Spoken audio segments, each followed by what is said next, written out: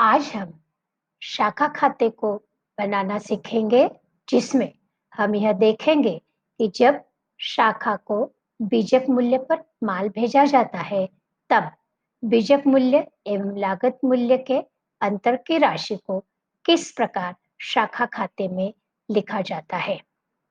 इसके पहले वाले लेक्चर में हमने देखा था कि इन राशियों को शाखा खाते में कैसे लिखा जाता है, अर्थात पहले हम इसका प्रोफार्मा पढ़ चुके हैं।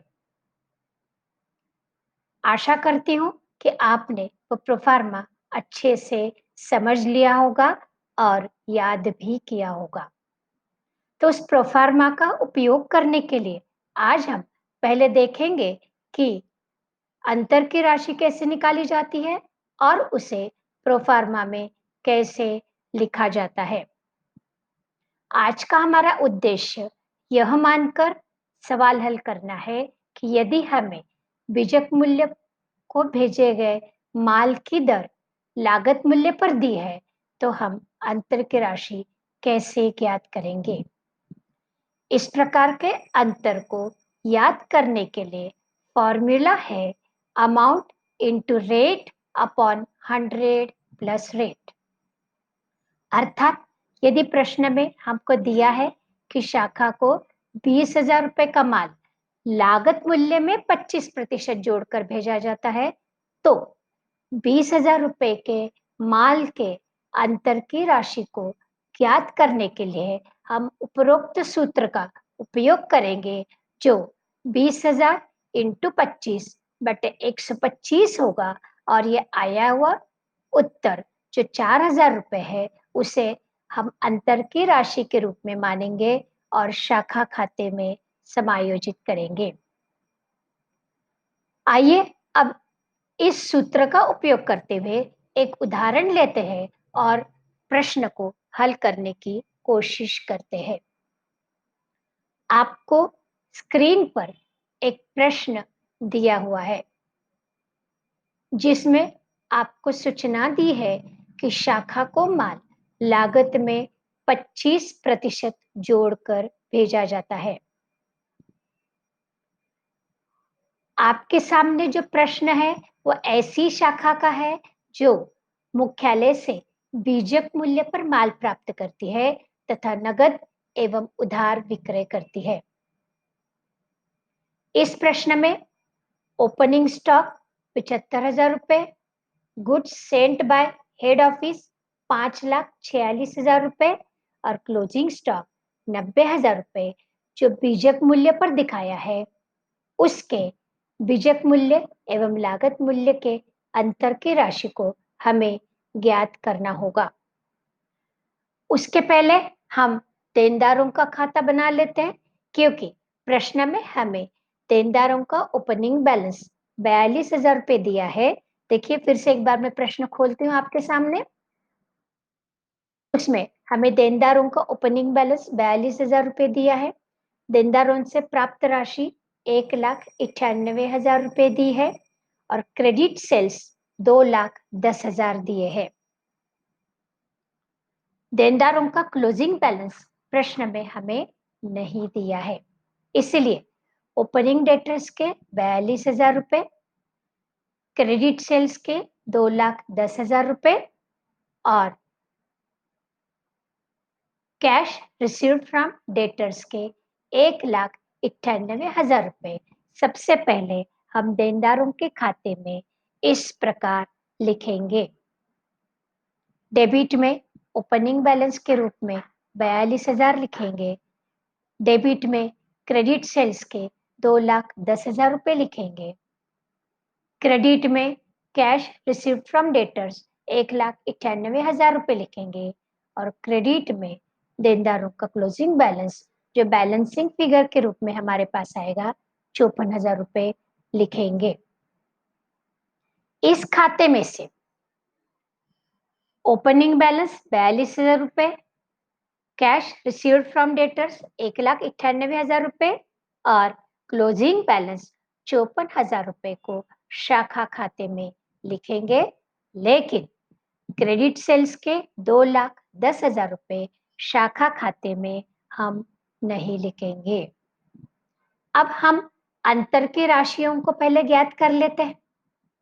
आपको प्रश्न में ओपनिंग स्टॉक 75,000 रुपए का दिया था और हमें प्रश्न में दिया है कि शाखा को माल लागत मूल्य में 25% जोड़कर भेजा जाता है।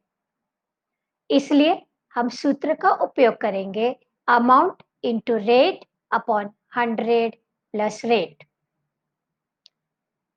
इसलिए ओपनिंग स्टॉक 75,000 रुपए का 25/125 करेंगे, जो 15,000 रुपए आएगा उसको ब्रांच अकाउंट के क्रेडिट साइड में लिखेंगे।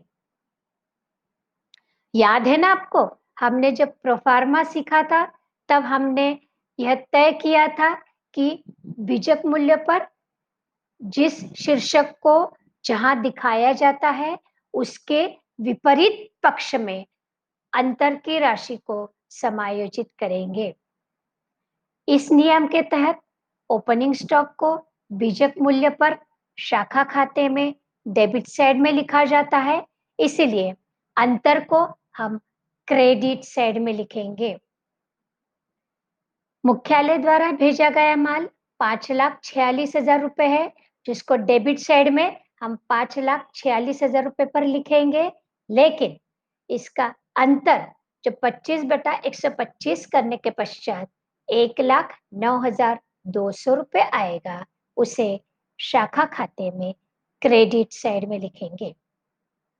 इस प्रकार डेबिट साइड की दो मदें जो ओपनिंग स्टॉक और गुड सप्लाइड है, जिनको हमने 75,000 और 5,46,000 रुपए पर डेबिट में लिखा है, उनके अंतर की राशि क्रमशः 15,000 और 1,09,200 को शाखा खाते में क्रेडिट साइड में लिखेंगे।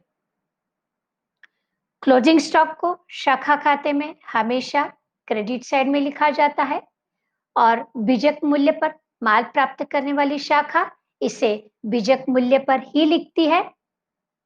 इसीलिए प्रश्नानुसार 90,000 रुपए के बीजक मूल्य के क्लोजिंग स्टॉक को हमने क्रेडिट साइड में लिखा है, इसलिए इसके अंतर की राशि जो 25/125 करने के पश्चात 18,000 रुपए के रूप में हमारे पास में आई है, हम ब्रांच अकाउंट में डेबिट साइड में लिखेंगे। एक बार फिर से समझ लेते हैं। ओपनिंग स्टॉक 75,000 रुपए का 25/125 15,000 रुपए है, ब्रांच अकाउंट में क्रेडिट साइड में लिखेंगे।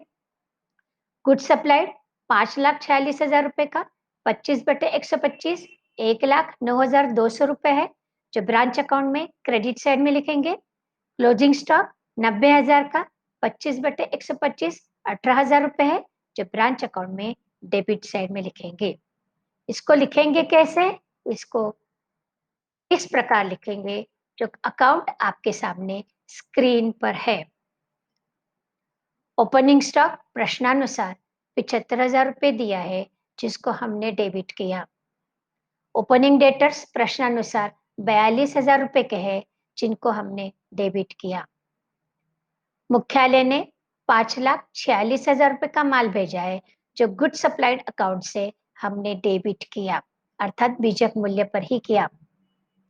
रेंट के 24,000 डेबिट किए, वेजेस के 20,400 डेबिट किए और जनरल एक्सपेंसेस के 4,800 भी डेबिट किए। यह जानकारी हमें प्रश्न में दी है। डेबिट में स्टॉक रिजर्व जो लाल अक्षरों में चिन्हित है 18,000 रुपए, वह क्लोजिंग स्टॉक का बीजक मूल्य एवं लागत मूल्य के अंतर की राशि के लिए है। यह राशि हम पहले ही वर्किंग नोट्स में कैलकुलेट कर चुके हैं। जो 18,000 रुपए हमने वहां ज्ञात किए थे, उनको डेबिट साइड में लिखेंगे, क्योंकि ये क्लोजिंग स्टॉक के बीजक मूल्य और अंतर लागत मूल्य के अंतर की राशि है। क्रेडिट में कैश सेल्स प्रश्नानुसार 3,24,000 रुपए दिए हैं। कैश रिसीव्ड फ्रॉम डेटर्स हमें 1,98,000 रुपए दी है। जो लाल अक्षरों में चिन्हित गुड सप्लाइड अकाउंट है, वह मुख्यालय द्वारा भेजा गया माल जो 5,46,000 रुपए का है, उसके बीजक मूल्य एवं लागत मूल्य के अंतर की राशि के लिए है। जो हम पूर्व में ज्ञात कर चुके हैं, उसको अब हम यहाँ लिखेंगे। उसी प्रकार क्रेडिट साइड में स्टॉक रिजर्व जो चिन्हित किया हुआ है, वो ओपनिंग स्टॉक के बीजक मूल्य एवं लागत मूल्य की अंतर की राशि के लिए है। 15,000 रुपए हमने क्रेडिट किए हैं। क्लोजिंग स्टॉक प्रश्न में दिया था 90,000 रुपए का, हमने लिखा। और क्लोजिंग डेटर्स प्रश्न में नहीं थे, लेकिन देनदारों के खाते में बैलेंसिंग फिगर के रूप में हमने ज्ञात किए थे, उनको अब यहाँ लिखेंगे। इस प्रकार opening stock, opening balance of debtors, goods received from head office, rent, wages, general expenses, closing stock के बीजक मूल्य और लागत मूल्य के अंतर की राशि को डेबिट में लिखा। Cash sales, cash received from debtors, मुख्यालय द्वारा भेजे गए माल के अंतर की राशि को, ओपनिंग स्टॉक के अंतर की राशि को, क्लोजिंग स्टॉक को और क्लोजिंग डेटर्स को हमने क्रेडिट पे लिखा और अंतर की राशि लाभ के रूप में हमारे पास 60,000 रुपए आई। इस प्रकार हमने आज सीखा कि ऐसी शाखा का खाता कैसे बनाया जाता है जो मुख्यालय से बीजक मूल्य पर माल प्राप्त करती है, और बीजक मूल्य पर भेजे गए माल की दर जब हमें लागत मूल्य पर दी जाती है। तो सवाल समझ में आया होगा, तो इस प्रकार के सवाल हल करने की कोशिश कीजिए। Good luck and thank you.